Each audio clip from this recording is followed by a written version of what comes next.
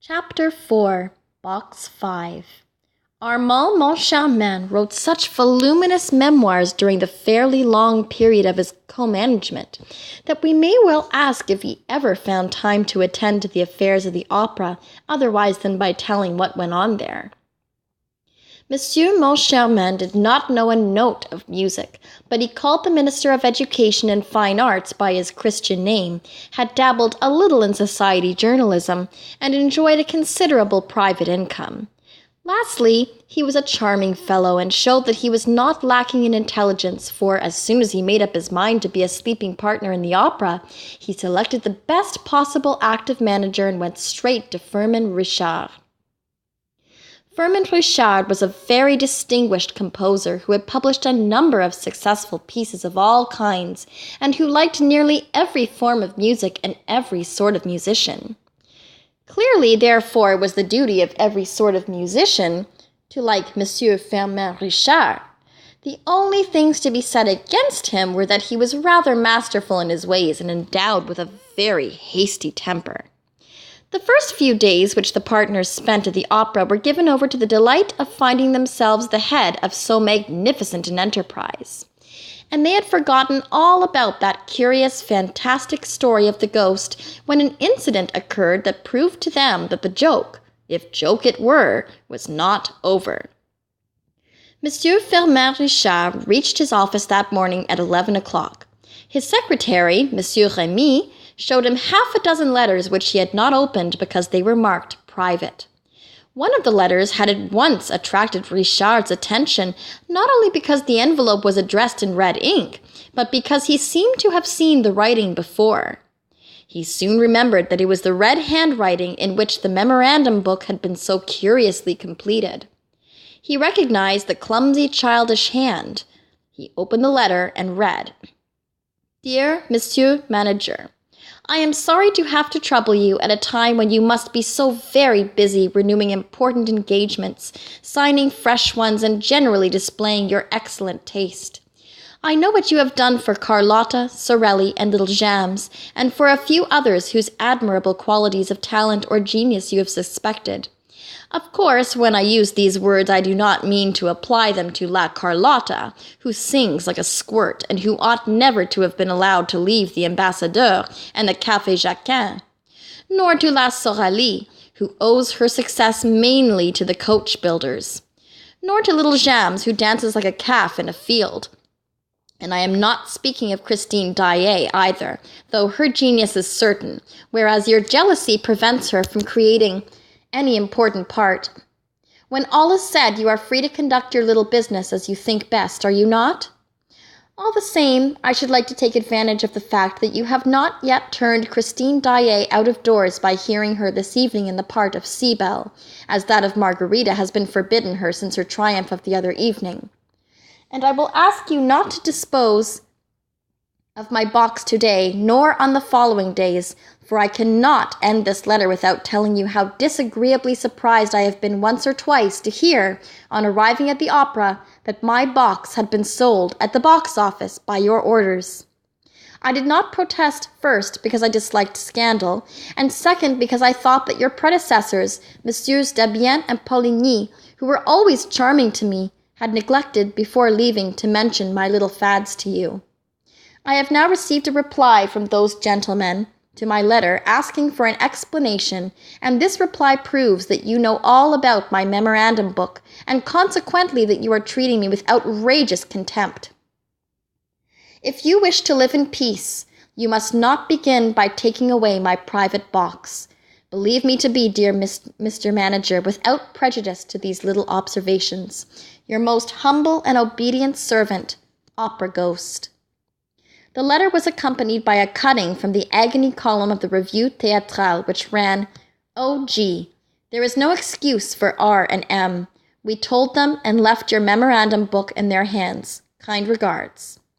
Monsieur Firmin Richard had hardly finished reading this letter when Monsieur Armand Moncharmin entered carrying one exactly similar. They looked at each other and burst out laughing.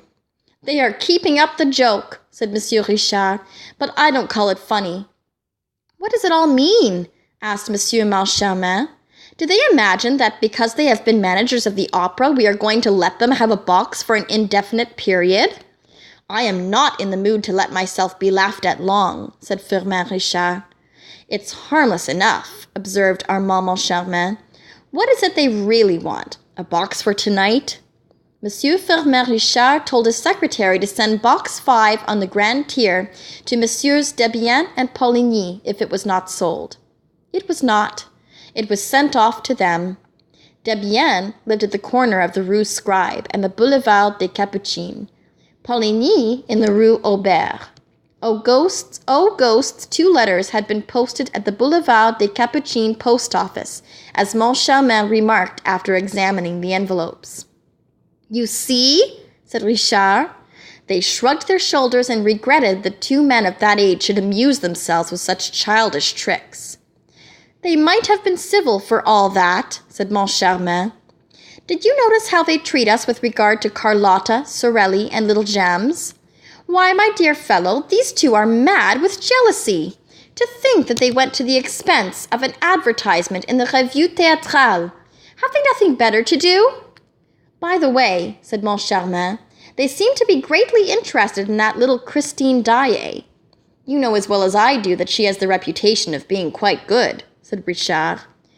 Reputations are easily obtained, replied Moncharmin. Haven't I a reputation for knowing all about music? And I don't know one key from another. Don't be afraid, you never had that reputation, Richard declared. Thereupon he ordered the artists to be shown in who, for the last 2 hours, had been walking up and down outside the door behind which fame and fortune, or dismissal, awaited them.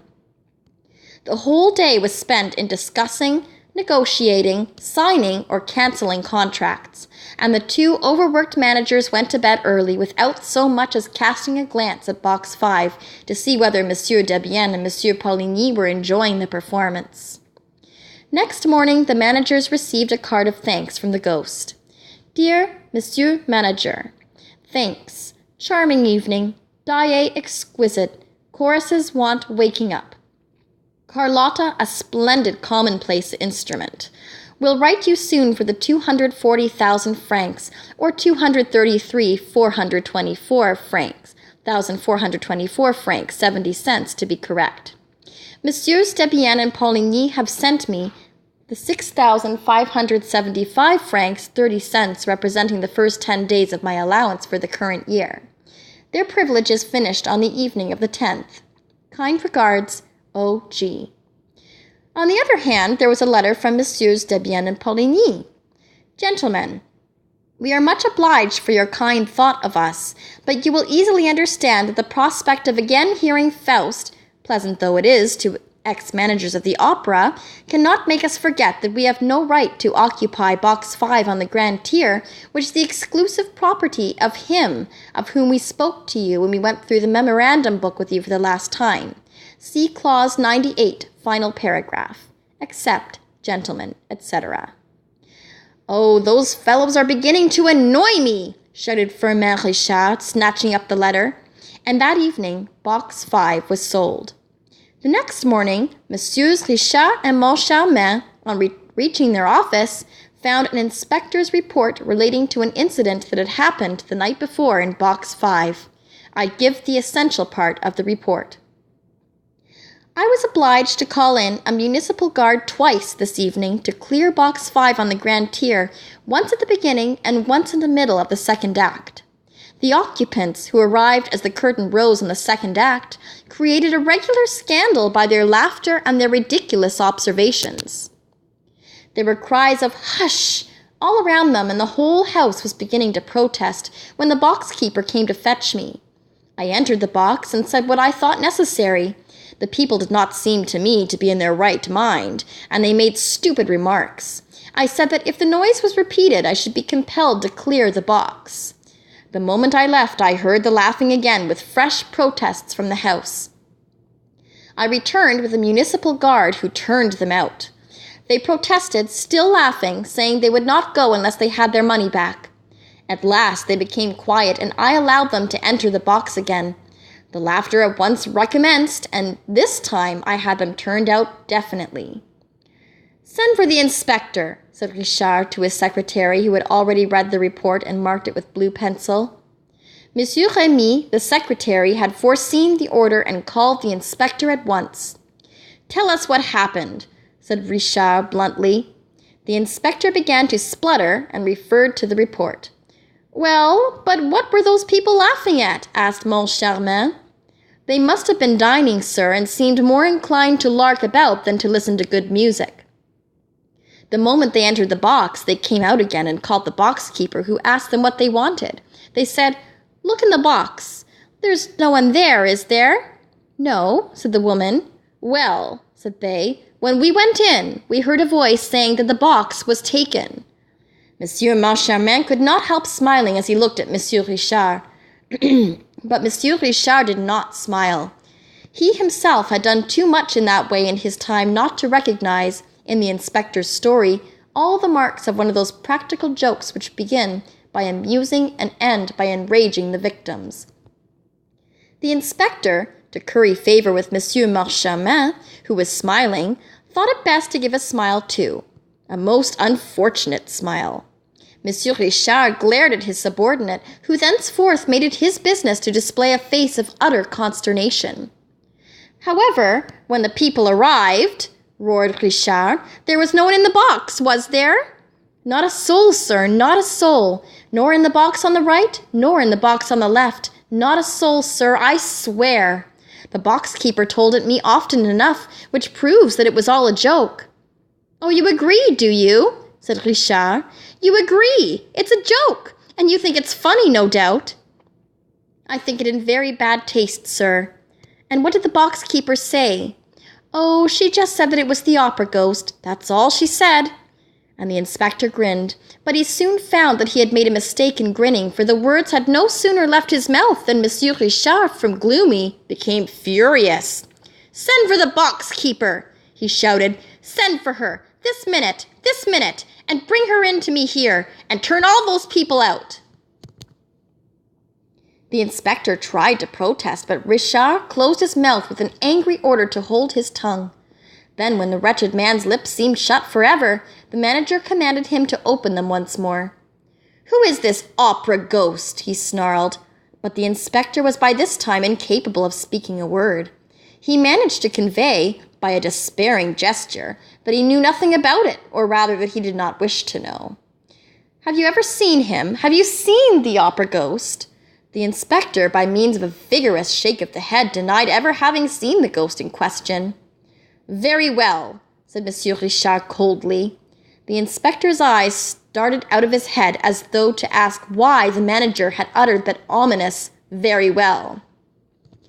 Because I'm going to settle the account of anyone who has not seen him, explained the manager. As he seems to be everywhere, I can't have people telling me that they see him nowhere. I like people to work for me when I employ them. Having said this, Monsieur Richard paid no attention to the inspector and discussed various matters of business with his acting manager, who had entered the room meanwhile. The inspector thought he could go and was gently, oh so gently, sidling toward the door, when Monsieur Richard nailed the man to the floor with a thundering, "Stay where you are!" Monsieur Remy had sent for the box-keeper to the Rue de Provence, close to the opera, where she was engaged as a porteress. She soon made her appearance. What's your name? Ma'am Giry. You know me well enough, sir.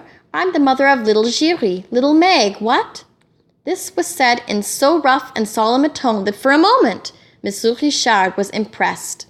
He looked at Madame Giry in her faded shawl, her worn shoes, her old taffeta dress, and dingy bonnet. It was quite evident from the manager's attitude that he either did not know or could not remember having met Ma'am Giry, nor even little Giry, nor even little Meg. But Ma'am Giry's pride was so great that the celebrated box-keeper imagined that everybody knew her.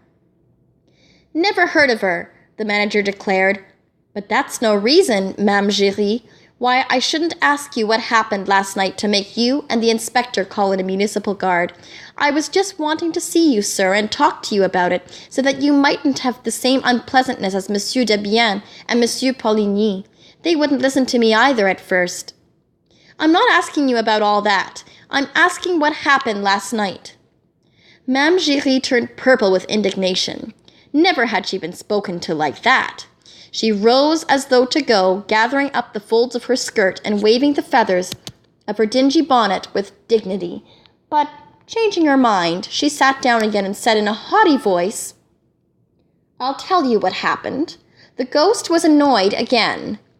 Thereupon, as Monsieur Richard was on the point of bursting out, Monsieur Moncharmin interfered and conducted the interrogatory, whence it appeared that Mame Giry thought it quite natural that a voice should be heard to say that a box was taken when there was nobody in the box.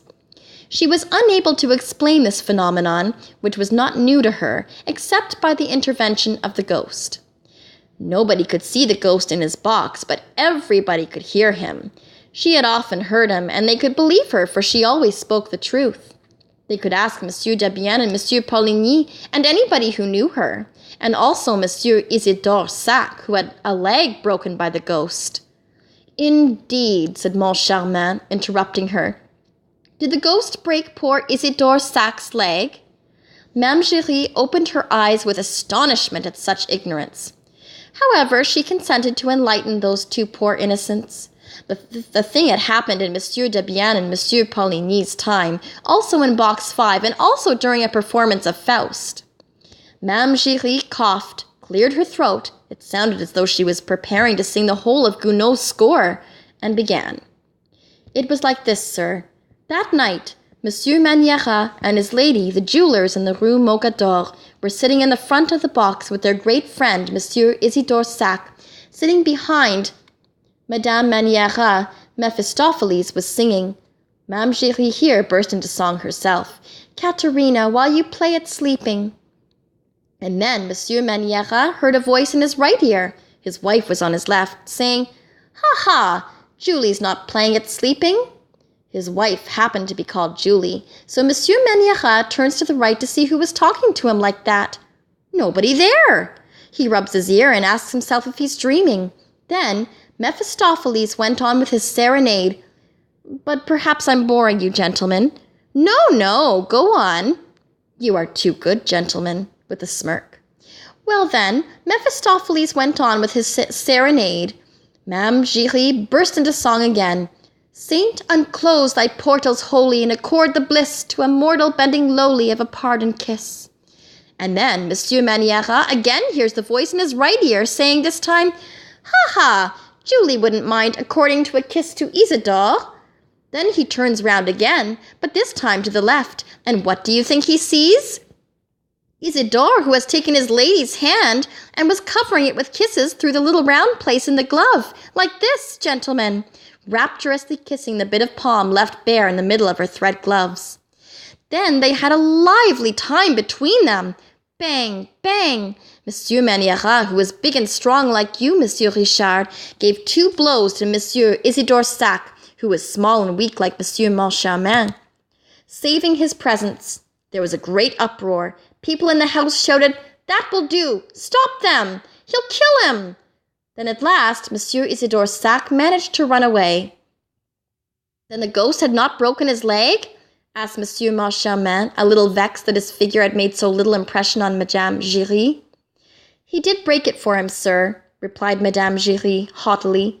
"He broke it for him on the grand staircase, which he ran down too fast, sir, and it will be long before the poor gentleman will be able to go up it again." "Did the ghost tell you what he said in Monsieur Maniera's right ear?" asked Monsieur Moncharmin with a gravity which he thought exceedingly humorous. "No, sir, it was Monsieur Maniera himself. So, but have you spoken to the ghost, my good lady?" "As I'm speaking to you now, my good sir," Madame Giry replied. "And when the ghost speaks to you, what does he say?" "Well, he tells me to bring him a footstool." This time Richard burst out laughing, as did Moncharmin and Remy the secretary. Only the inspector, warned by experience, was careful not to laugh, while Madame Giry ventured to adopt an attitude that was positively threatening. "Instead of laughing," she cried indignantly, "you'd do better to do as Monsieur Poligny did, who found out for himself." "Found out about what?" asked Moncharmin, who had never been so much amused in his life. About the ghost, of course. Look here. She suddenly calmed herself, feeling that this was a solemn moment in her life. Look here, she repeated. They were playing La Juive. Monsieur Poligny thought he would watch the performance from the ghost's box. Well, when Leopold cries, "Let us fly," you know, and Elizur stops them and says, "Whither go ye?" Well, Monsieur Poligny, I was watching him from the back of the next box, which was empty. Monsieur Poligny got up and walked out quite stiffly like a statue, and before I had time to ask him, "Whither go ye?" like Elizur, he was down the staircase, but without breaking his leg. Still, that doesn't let us know how the opera ghost came to ask you for a footstool, insisted Monsieur Moncharmin. Well, from that evening, no one tried to take the ghost's private box from him. The manager gave orders that he was to have it at each performance, and whenever he came, he asked me for a footstool. A ghost asking for a footstool. Then this ghost of yours is a woman? No, the ghost is a man. How do you know? He has a man's voice. Oh, such a lovely man's voice. This is what happens. When he comes to the opera, it's usually in the middle of the first act. He gives 3 little taps on the door of box 5. The first time I heard those 3 taps, when I knew there was no one in the box, you can think how puzzled I was. I opened the door, listened, looked. Nobody. And then I heard a voice say, "Ma'am Jules?" My poor husband's name was Jules. "A footstool, please." Saving your presence, gentlemen, it made me feel all overish like. But the voice went on, "Don't be frightened, Ma'am Jules. I'm the opera ghost." And the voice was so soft and kind that I hardly felt frightened. The voice was sitting in the corner chair on the right in the front row. Was there anyone in the box on the right of box 5? Asked Moncharmin. No. Box 7 and box 3, the one on the left, were both empty. The curtain had only just gone up. And what did you do? Well, I brought the footstool. Of course, it wasn't for himself he wanted it, but for his lady. But I never heard her nor saw her. Eh? What? So now the ghost is married? The eyes of the 2 managers traveled from Mame Giry to the inspector, who, standing behind the box-keeper, was waving his arms to attract their attention. He tapped his forehead with a distressful forefinger to convey his opinion that the widow Jules Giry was most certainly mad, a piece of pantomime which confirmed Monsieur Richard in his determination to get rid of an inspector who kept a lunatic in his service. Meanwhile, the worthy lady went on about her ghost, now painting his generosity. At the end of the performance, he always gives me 2 francs, sometimes 5, sometimes even 10, when he has been many days without coming. Only since people have begun to annoy him again, he gives me nothing at all. "Excuse me, my good woman," said Moncharmin, while Mame Giry tossed the feathers in her dingy hat at this persistent familiarity. "Excuse me, how does the ghost manage to give you your 2 francs? "Why, he leaves them on the little shelf in the box, of course. I find them with the program which I always give him. Some evenings I find flowers in the box, a rose that must have dropped from his lady's bodice, for he brings a lady with him sometimes. One day they left a fan behind them."